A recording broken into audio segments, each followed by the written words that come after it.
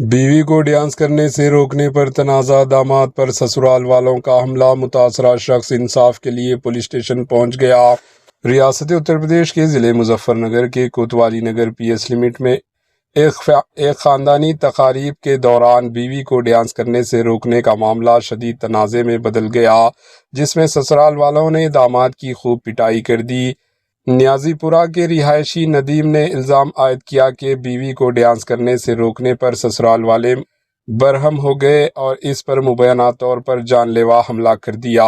متاثرہ کے مطابق وہ اپنی بیوی ثانیہ کو واپس لینے کے لیے 25 مارچ 2026 کی شام سسرال پہنچا تھا، جہاں ایک پروگرام کے دوران اس نے اپنی بیوی کو ڈانس کرتے دیکھا اور اس پر اعتراض کیا۔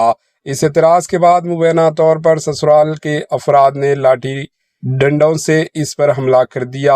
ندیم کا کہنا ہے کہ اس نے 3 سال قبل ثانیہ سے محبت کی شادی کی تھی، تاہم بعد ازاں دونوں کے درمیان اختلافات بڑھ گئے اور بیوی اپنے مائکے چلی گئی، جہاں ان کا 3 سال بچے بھی موجود ہے۔